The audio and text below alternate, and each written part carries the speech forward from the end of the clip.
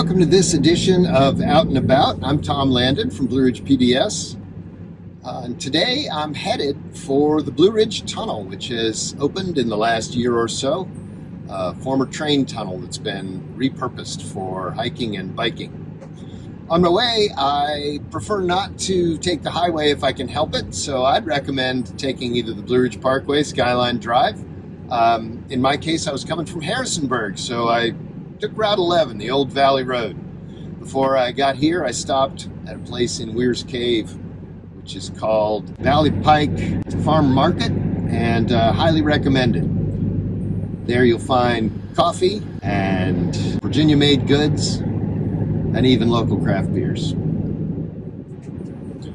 The Blue Ridge Tunnel was engineered by a man named Claudius Crozet, who also had a long connection to Virginia Military Institute. And funnily enough, some 15 years ago, I did a story about it for Blue Ridge PBS, Blue Ridge Excursions, when it was just an idea before they were able to actually do the engineering work to open up the tunnel. So I'm excited to go back today and see how everything's changed and how they've made it accessible. And throughout this story, I'll interject bits of that old story so you can get some of the history of the Blue Ridge Tunnel. The approach to the tunnel is wide and easily walkable, but there are some hills, so make sure you wear your walking shoes.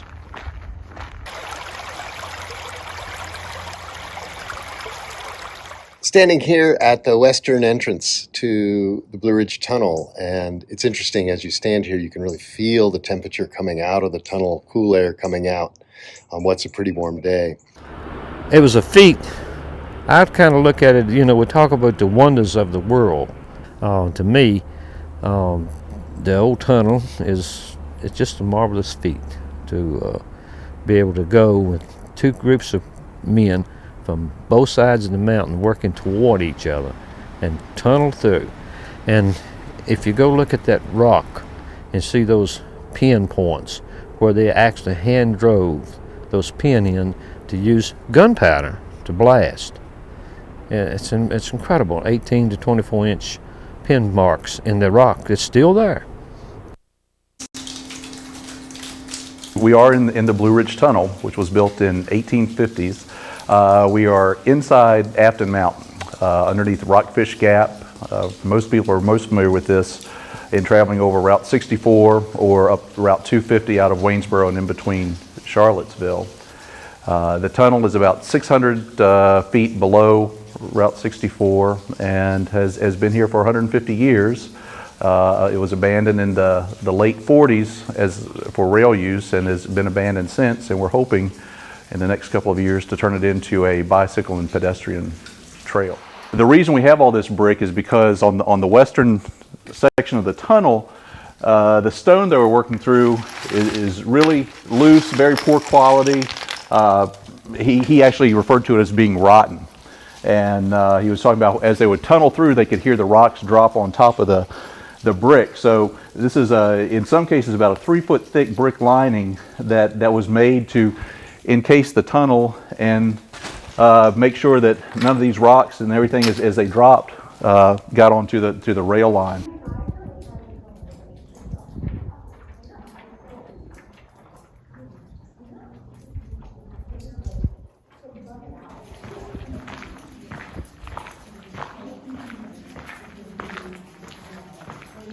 The concrete wall that you see behind me was put in as one of two walls during the 1950s when, as the tunnel had been abandoned, they tried to store natural gas here in the tunnel. So it was essentially designed to create a chamber about 1,400 feet in length inside the tunnel. The wall's approximately 14 feet thick, solid concrete. Their attempts to store gas were unsuccessful, so that venture was abandoned. One of the things in creating a trail through the tunnel, we will have to remove portions of these walls to enable bicycle and pedestrians to move freely from one end of the tunnel to the other. You can actually see here where they took out the concrete wall that was used in an ill-fated attempt to store natural gas in this tunnel, which of course didn't work because of all the gaps that made it not airtight. It's a little bit surprising, but this actually is a habitat for a few different kinds of animals. Not as many as there were before the tunnel opened and the drainage was done. But you can see that a stream runs through it all the time. And if you're lucky, you get a few minutes in the middle of the tunnel all to yourself with no one else here. And you can hear and feel the silence.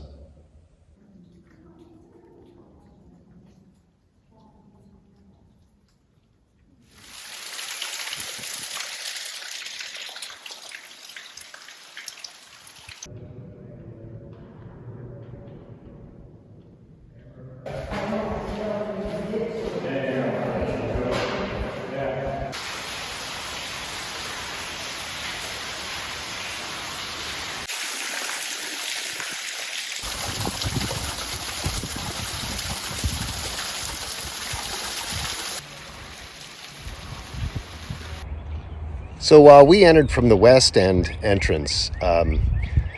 If you are at all concerned about hills or hiking and want the easiest route, you want to come from the east end because it is a much more gradual and much shorter route to the tunnel, whereas for the area between the west end parking lot and the west end tunnel entrance is considerable and pretty much all downhill. Which means, of course, you got to go up at the end. So now we've done the trail from west to east and back again. And two things struck me as I walked through. First of all, just the achievement.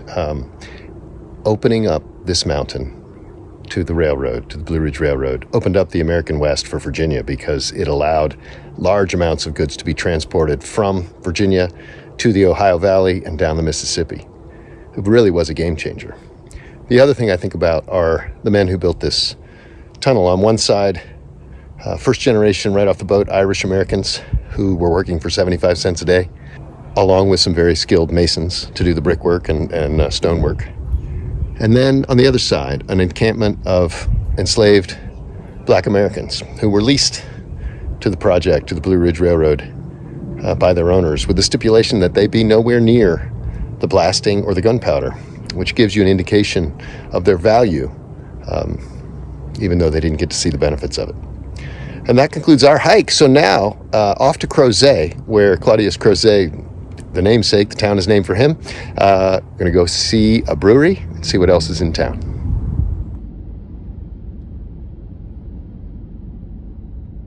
So we have finished our hike and driven about 10 miles down Afton Mountain, down 250, and we are at Pro Re Nata Brewing.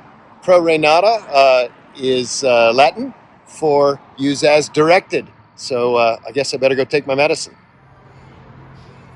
Pro Re Nata is located on the site of the former Crozet Moose Lodge.